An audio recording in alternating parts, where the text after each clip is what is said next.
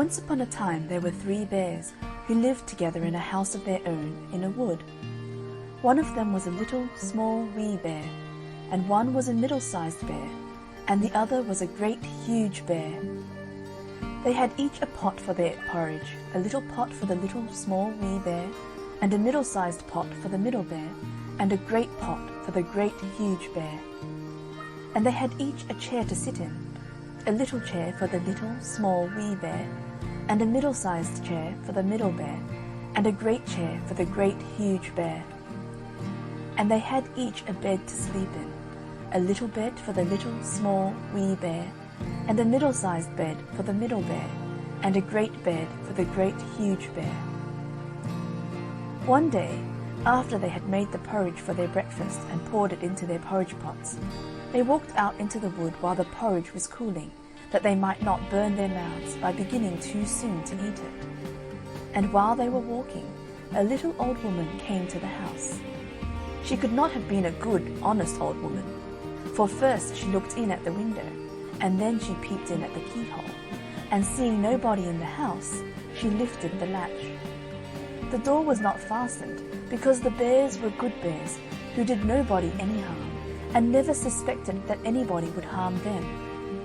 So the little old woman opened the door and went in, and well pleased she was when she saw the porridge on the table.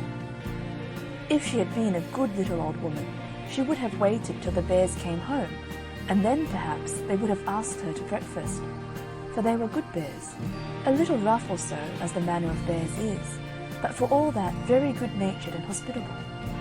But she was an impudent, bad old woman, and set about helping herself. So first she tasted the porridge of the great huge bear, and that was too hot for her, and she said a bad word about that. And then she tasted the porridge of the middle bear, and that was too cold for her, and she said a bad word about that too. And then she went to the porridge of the little, small, wee bear, and tasted that, and that was neither too hot nor too cold, but just right. And she liked it so well that she ate it all up. But the naughty old woman said a bad word about the little porridge pot, because it did not hold enough for her. Then the little old woman sat down in the chair of the great huge bear, and that was too hard for her. And then she sat down in the chair of the middle bear, and that was too soft for her. And then she sat down in the chair of the little, small, wee bear, and that was neither too hard nor too soft, but just right. So she seated herself in it, and there she sat till the bottom of the chair came out, and down she came plump upon the ground. And the naughty old woman said a wicked word about that too. Then the little old woman went upstairs into the bedchamber in which the 3 bears slept. At first she lay down upon the bed of the great huge bear, but that was too high at the head for her. And next she lay down upon the bed of the middle bear, and that was too high at the foot for her. And then she lay down upon the bed of the little, small, wee bear, and that was neither too high at the head nor at the foot, but just right. So she covered herself up comfortably and lay there till she fell fast asleep. By this time the 3 bears thought their porridge would be cool enough, so they came home to breakfast. Now the little old woman had left the spoon of the great huge bear standing in his porridge. "Somebody has been at my porridge," said the great huge bear, in his great, rough, gruff voice. And when the middle bear looked at his, he saw that the spoon was standing in it too. They were wooden spoons. If they had been silver ones, the naughty old woman would have put them in her pocket. "Somebody has been at my porridge," said the middle bear in his middle voice. Then the little, small, wee bear looked at his, and there was the spoon in the porridge pot, but the porridge was all gone. "Somebody has been at my porridge, and has eaten it all up," said the little, small, wee bear in his little, small, wee voice. Upon this, the 3 bears, seeing that someone had entered their house and had eaten up the little, small, wee bear's breakfast, began to look about them. Now the little old woman had not put the hard cushion straight when she rose from the chair of the great huge bear. "Somebody has been sitting in my chair," said the great huge bear in his great, rough, gruff voice. and the little old woman had squatted down the soft cushion of the middle bear. "Somebody has been sitting in my chair," said the middle bear in his middle voice.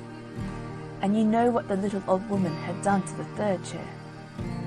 "Somebody has been sitting in my chair and has set the bottom out of it," said the little small wee bear in his little small wee voice. Then the three bears thought it necessary that they should make farther search. So they went upstairs into their bedchamber. Now the little old woman had pulled the pillow of the great huge bear out of its place.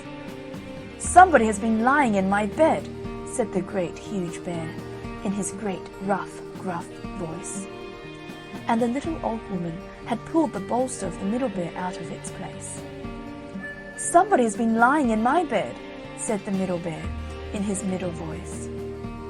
And when the little small wee bear came to look at his bed, there was the bolster in its place, and the pillow in its place upon the bolster, and upon the pillow was the little old woman's ugly, dirty head, which was not in its place, for she had no business there. "Somebody has been lying in my bed, and here she is," said the little small wee bear in his little small wee voice. The little old woman had heard in her sleep the great rough, gruff voice of the great huge bear, but she was so fast asleep that it was no more to her than the roaring of wind or the rumbling of thunder. And she had heard the middle voice of the middle bear, but it was only as if she had heard someone speaking in a dream. But when she heard the little small wee voice of the little small wee bear, it was so sharp and so shrill that it awakened her at once. Up she started, and when she saw the three bears on one side of the bed, she tumbled herself out at the other and ran to the window. Now the window was open, because the bears, like good tidy bears as they were, always opened their bedchamber window when they got up in the morning. Out the little old woman jumped, and whether she broke her neck in the fall, or ran into the wood and was lost there, or found her way out of the wood and was taken up by the constable and sent to the house of correction for a vagrant as she was, I cannot tell. But the three bears never saw anything more of her.